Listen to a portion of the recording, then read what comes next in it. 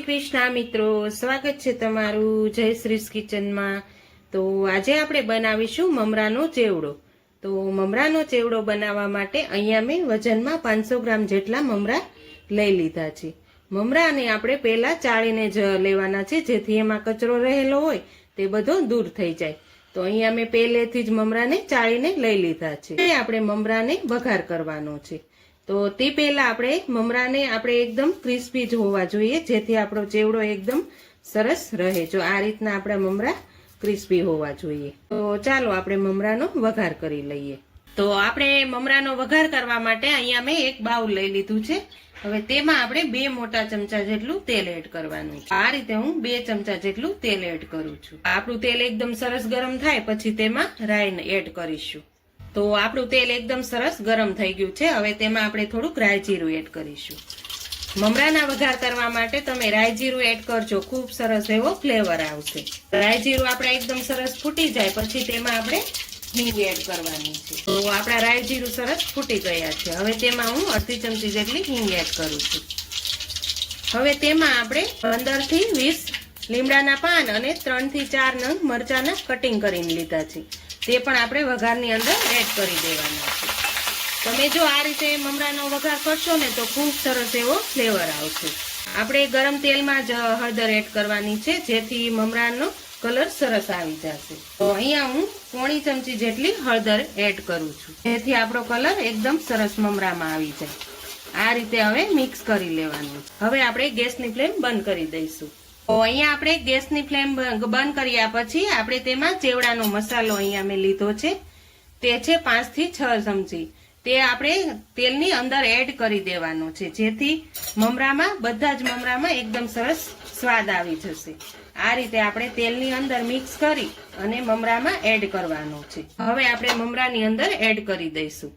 તો અહીંયા મેં એક મોટા વાસણમાં મમરા લઈ લીધા છે। હવે તેની અંદર આપણે બધો જ વઘાર એડ કરી દેવાનો। હવે તેને એકદમ સરસ રીતે આપણે મિક્સ કરી લેવાના છે। તો અહીંયા આપણે મમરામાં એકદમ સરસ રીતે મસાલો મિક્સ થઈ ગયો છે, તમે જોઈ શકો છો। આપણો મમરાનો કલર પણ સરસ એવો આવી ગયો છે। હવે આપણે આગળની પ્રોસેસ ચાલુ કરીશું। તો મમરાના ચેવડામાં એડ કરવા માટે અહીંયા મેં મકાઈના પૌવા લઈ લીધા છે। મકાઈના પૌવા અહીંયા મેં વજનમાં 200 ગ્રામ છે, તે આપણે લઈ લીધા છે। તો અહીંયા આપણે પૌવા તળવા માટે ગરમ તેલ મૂકી દીધું છે। તેલ એકદમ સરસ ગરમ થાય પછી જ આપણે પૌવાને તળવાના છે। તો અહીંયા આપણું તેલ એકદમ સરસ ગરમ થઈ ગયું છે। હવે હું તેમાં પૌવા એડ કરી દઉં। આ રીતે આપણે તેલ ગરમ હોવું જોઈએ, જેથી આપણા પૌવા એકદમ સરસ ફૂલેલા તળાય। આ રીતે હવે હું બધા જ પૌવાને તળી લઉં છું। તો અહીંયા આપણા મકાઈના પૌવા બધા જ તળી લીધા છે। હવે તેમાં આપણે ભૂંગળી તળીને પણ એડ કરીશું। તો અહીંયા આપણે ચેવડાની અંદર ભૂંગળી એડ કરવાની છે, તે પણ મેં અહીંયા 20 ગ્રામ જેટલી લઈ લીધી છે।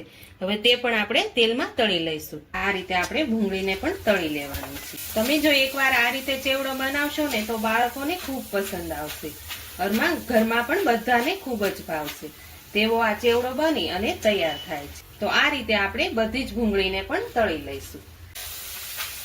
હવે ચેવડાની અંદર આપણે સિંગ એડ કરવાની છે। તો અહીંયા મેં 200 ગ્રામ જેટલી સિંગ લઈ લીધી છે, તે પણ આપણે તેલની અંદર તળી લઈશું। આ રીતે આપણે ઝારાની અંદર રાખશું, સેજ ફૂટવા લાગે એટલે તરત આપણે બહાર કાઢી લેવાની। તો અહીંયા આપણા દાણા પણ એકદમ સરસ રીતે તળાઈ ગયા છે। તો ચેવડાની અંદર આપણે બટેકાની ચીણ છે તે પણ લીધી છે, તે પણ આપણે તળી અને અંદર એડ કરી દઈશું। તો આપણે ચીણને પણ તળી લઈશું। આ રીતે તમે બધા જ મસાલા નાખીને બનાવશો ને તો ચેવડો ખૂબ સરસ એવો બનશે। તો અહીંયા આપણે બધી જ વસ્તુ તળી અને તૈયાર કરી લીધી છે। હવે આપણે મમરાની અંદર બધી વસ્તુને એડ કરવાની છે। તો અહીંયા આપણે જે મસાલાવાળા મમરા કર્યા છે તે લઈ લીધા છે। હવે આપણે અંદર બધા જ મસાલા એડ કરવાના છે, તે હું બધી જ વસ્તુને અંદર એડ કરી દઉં છું। હવે તેમાં આપણે અહીંયા મેં નાયલોન સેવ લીધી છે, તે પણ આપણે અંદર એડ કરી દઈશું। હવે આપણે પહેલા બધા જ વસ્તુને સરસ રીતે મિક્સ કરી લેવાની। આપણે હાથેથી જ મિક્સ કરશું, જેથી આપણા બધા જ વસ્તુ એકદમ સરસ રીતે મિક્સ થઈ જાય। જો એકવાર આ રીતે ચેવડો બનાવશો ને તો વારંવાર બાળકો તમને આ રીતે ચેવડો બનાવવાનું કહેશે। તો આ રીતે હું 3 થી 4 ચમચી જેટલી ખાંડ એડ કરું છું। હવે તેને પણ એકદમ સરસ રીતે મિક્સ કરી લેવાનું છે. આપણે અહીંયા ચેવડાના મસાલામાં નિમક એડ કરેલું હતું એટલે મેં અહીંયા નિમક એડ નથી કર્યું. આ રીતે આપણે ખાંડને પણ એકદમ સરસ રીતે મિક્સ કરી લેવાની. તો તૈયાર છે આપણો મમરાનો એકદમ ક્રિસ્પી અને કુરકુરો ચેવડો. તમે પણ એકવાર ઘરે આ રીતે જરૂરથી બનાવજો. તમને જો મારી આજની રેસીપી પસંદ આવી હોય તો મારા વિડીયોને લાઈક કરજો, વધુમાં વધુ શેર કરજો અને હજુ સુધી મારી ચેનલને સબસ્ક્રાઇબ ન કરી હોય તો પ્લીઝ સબસ્ક્રાઇબ કરજો અને કોમેન્ટ કરીને કહેજો કે તમને મારી આજની રેસીપી કેવી લાગી.